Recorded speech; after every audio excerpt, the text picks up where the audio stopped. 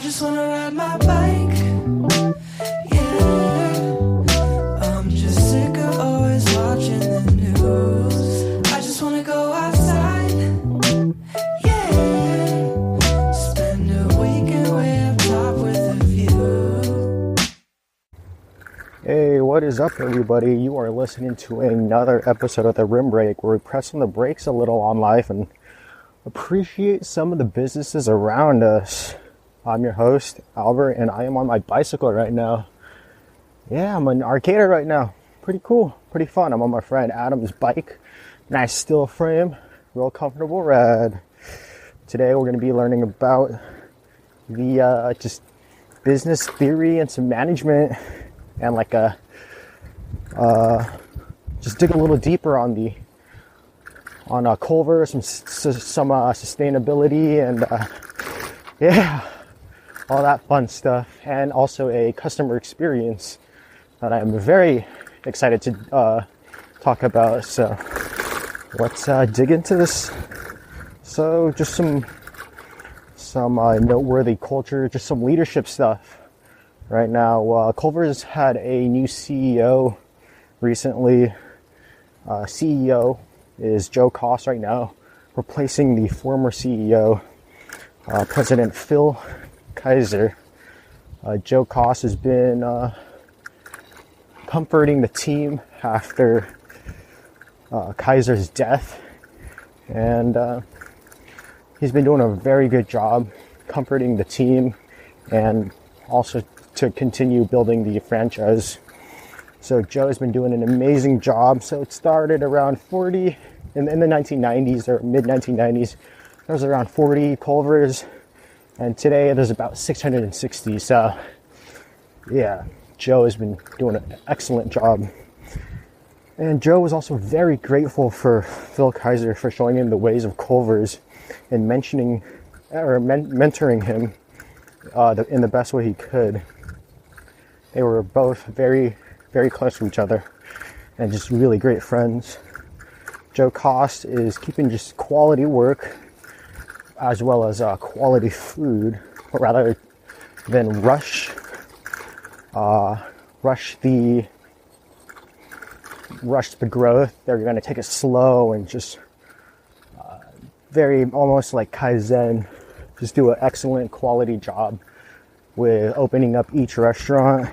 And yeah, I think that's a very good way of doing business. And here's a quote from one of the interview. It said, Wisconsin Culvers has taken a measured approach, requiring that franchisees prove they can operate a single unit successfully before moving on to opening additional locations.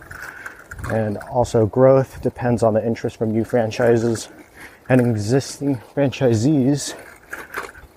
And the good news is there's interest from both groups. So Culvers is out to expand even further. Hopefully they can get into California. I'd love to see just like a Culvers next to like an In-N-Out or like a Smash Burger, or I don't know. I just want like good food all over. We don't need like McDonald's and stuff anymore. We're moving away towards that type of fast food. Koss also had an emphasis on brand culture, which he still continues to innovate. So there's like different menu items, experimenting with mobile ordering, curbside pickup, and third-party delivery. Tech and convenience are definitely some value that they're trying to give to the customers, and that's really great. That's a good step forward. Culvers is having a lot of expansion, is doing some heavy focus on the South right now and Southeast regions. So emphasis on states such as Florida, Texas, Georgia, and the Carolinas. Even with an interview with Koss, he had an emphasis on their Midwestern politeness and all of their advertising. That's just one thing that they like to emphasize, just have their small town values and just respecting everybody who walks through a Culver's doors. Every aspect of their business is just consistent as their concrete mixer. Just respect all around. That's just everything. Even how they word things on their website is just very nice and just respectful to everybody who looks at it. And something that I found in social media recently is a lot of like fast food places like Wendy's, McDonald's, Panera Bread, they're having like snarky comments about their competitors or about people who don't like their food on Twitter. Some of the tweets that I read were, I'm not sure if they're legit, but it's like a screenshot. Not even sure if they're still on the internet, but so this guy tweeted, felt good to see my ex working at McDonald's today. And McDonald's tweeted, she's getting free nuggets and apple pies though. Sounds like an upgrade if you ask us. So yeah, that's just not necessary. And Culvers is nice and they don't play that game. So yeah, it may be funny to get like a quick laugh or a very short spotlight in the media for a little bit. But yeah, they're not there to play that game. They don't want those internet points or to get some snarky comments.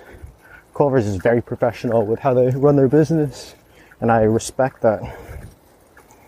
So yeah, let's go through some changes in the business.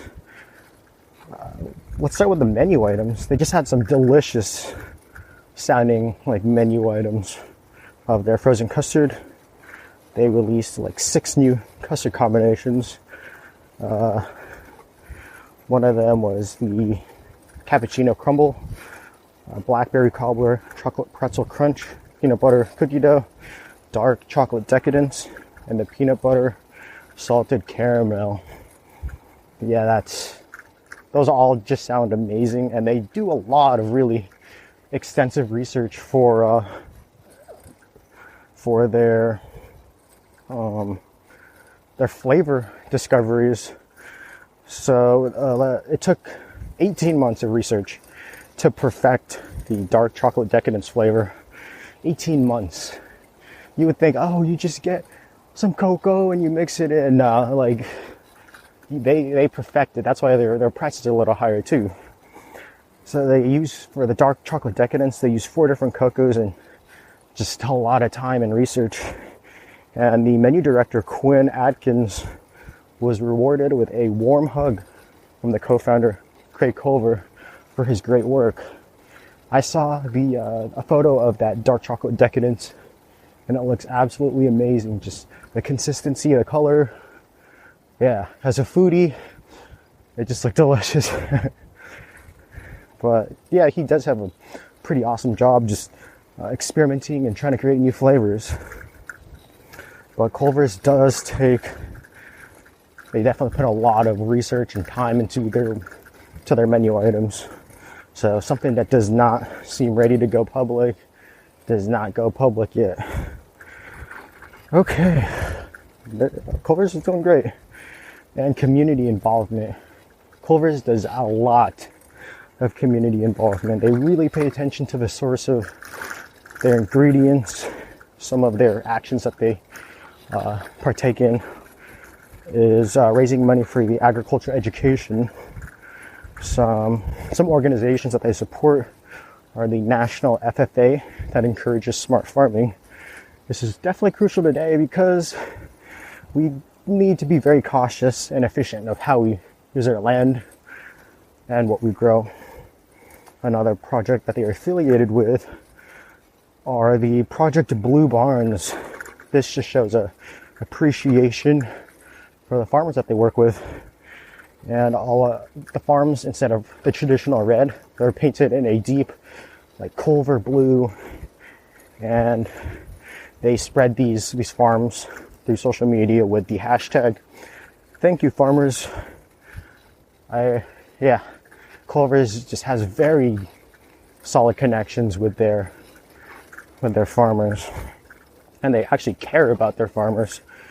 It's not like those big chains where, oh yeah, they have food, but you have no clue where it comes from, and it just somehow appears into the restaurant, and you even have a hard time just trying to find their source.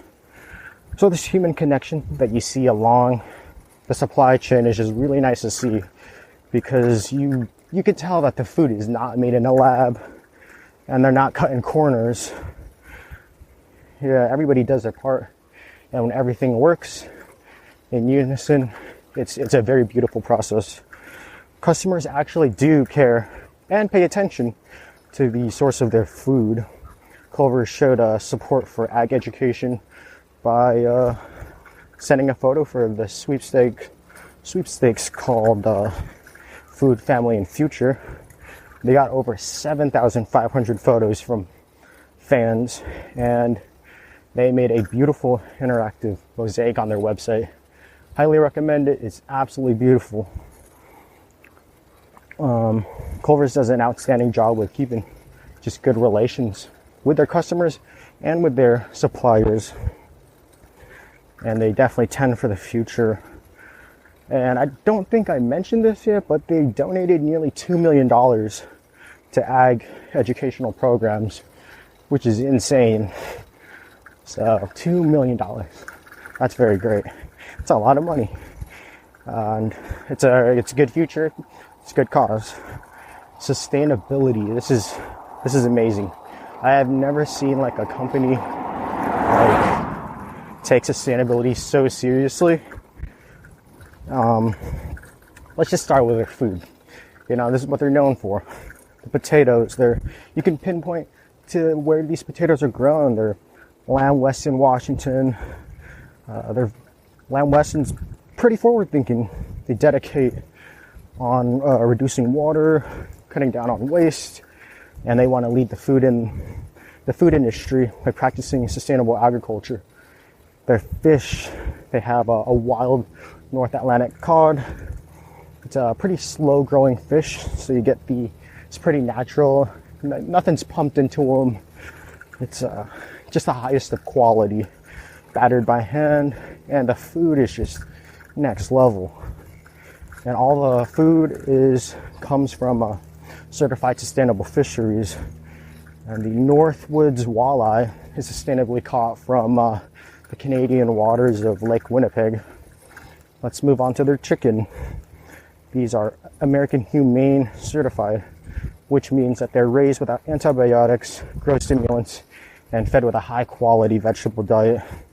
The suppliers in Northeast Georgia, Sammy Franklin from Springer Mountain Farms. And they work with more than 350 farms, so they definitely know where their food is coming from. The chicken tenders are from just the softest, most tender part of the chicken. You get the tenderloin, hand trimmed. And I'll dig a little deeper on their chicken tenders, on the customer experience. Really excited to talk about that. And their dining supplies.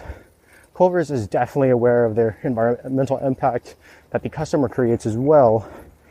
And they have been working on making a greener product. So their bags, napkins, spoons, wrappers, cups, and basically anything that you dine with is greener than their other cheaper counterparts. This is really great to see, because food waste, or just waste in general, is a huge part of like fast food, and we're just wasting a lot of stuff. So if we manage that correctly, then we'll be taking care of the earth, and we don't want to produce more of this waste. And as a business, it's impossible to not produce waste. Just think about what is this? Oh, just think about this. The most sustainable product is no product at all, because there's no waste, nothing given, nothing taken. So if you want to make something, you're going to have to utilize some resource. So just think about that. They get their post-consumer recycled or Forest Stewardship Council, FSC, to make sure that their materials are recycled. recyclable. And the ink that they use for some of the